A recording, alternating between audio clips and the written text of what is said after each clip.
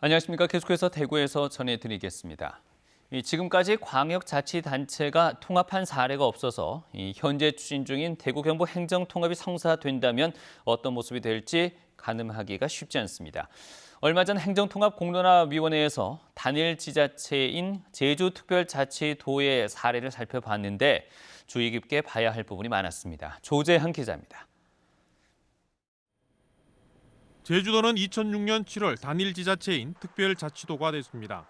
4개 시구는 기초자치단체 지위를 잃으면서 시장은 도지사 임명제로 바뀌었습니다.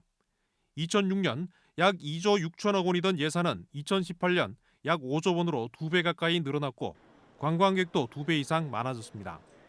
하지만 통합 이후 10년간 개인소득 증가율은 전국 평균 47.8%보다 낮은 45.8%에 그쳤습니다.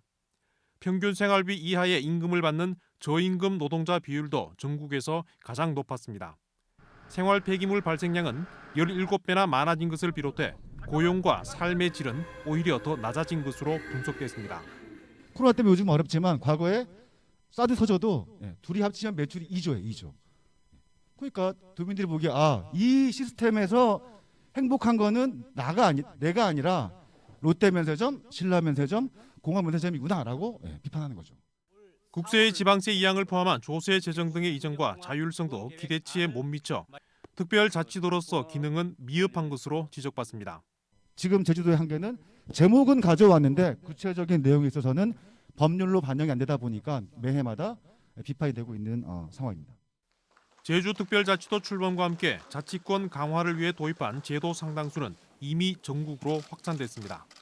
주민참여예산제, 주민소원제 등등등 다 있었는데 이거는 사실 시범적으로 해봤는데 괜찮은 거예요. 그래서 이미 전국화돼 버려가지고 특히나 작년 연말에 통과된 지방자치법 전부 개정안은 제주도가 갖고 있던 특별한 자치 권한을 다 가져갔기 때문에 대구와 경북이 행정을 합친다면 단순히 덩치 키우기가 아니라 덩치에 맞는 권한을 중앙정부로부터 가져와야 한다는 겁니다. 이 중앙정부가 호락호락하게 약속을 지키지 않을 것이다. 그렇게 하면은 특별법 제정할 당시부터 힘겨루기를 제대로 해서 다음에 낼 거는 다음에 내야 되고 관철시키는 건 관철시켜 내야 된다 이런 이제 생각을 가졌는데 제주특별자치도는 규제를 완화하고 고도의 자치권을 보장해서 국제자유도시를 지향하며 출범한 지 15년이 됐습니다. 인구가 늘어나고 경제 규모가 커졌지만 정작 주민 삶의 질은 개선되지 않으면서 통합의 효과는 미미하다는 지적을 받습니다. MBC 뉴스 조재한입니다. 대구 경북 행정통합 기본 계획이 오늘 공개됩니다. 이 대구 경북 행정통합 공론화위원회는 오늘 오전 대구시청에서 통합 대구 경북의 비전과 전략을 담은 행정통합 기본 계획을 발표합니다. 그동안 3차례 온라인 토론회에서 나온 의견과 기본 구상, 지역별 특성을 고려해 발전 계획과 기능적 역할 분담, 연계 강화 방안 등을 연구하고 담아냈다고 설명했습니다.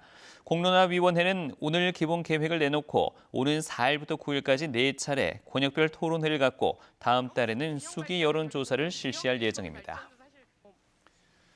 지난해 코로나19 확산으로 열지 못했던 초, 중, 고등학교 입학식이 열렸습니다. 이 대구시 교육청은 입학식을 강당에서 하는 대신 학급별로 진행하고 초등학교 1학년의 경우 동행한 학부모가 거리 두기를 지키며 기다리도록 했습니다. 한편 대구 시내 유치원과 초등학교 1, 2학년, 중학교 3학년, 고등학교 3학년은 올해 매일 등교합니다. 나머지 학년은 격주 등교하고 학교마다 방역 상황에 따라 정해지는데 학생 수 400명 이하의 학교에서는 학년과 관계없이 매일 등교합니다. 대구 달성교육지원청이 47년 만에 남구 대명동을 떠나 오늘부터 달성군 옥포읍 옛 경서중학교 자리 새청사에서 업무를 시작합니다.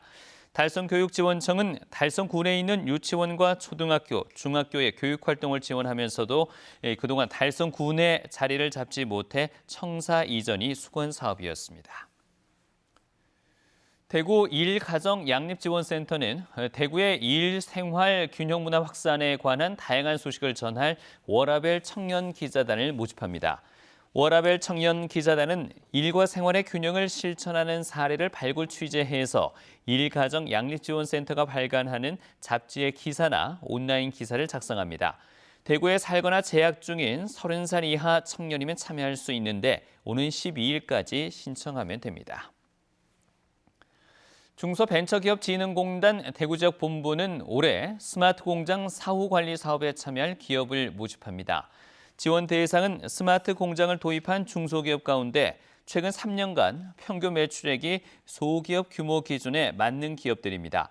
부품 교체와 소프트웨어 업그레이드를 지원해 스마트 공장 활용도와 효율성을 높이는 사업으로 복구형과 연계형으로 나눠서 지원됩니다. 이상으로 MBC 뉴스를 마치겠습니다. 고맙습니다.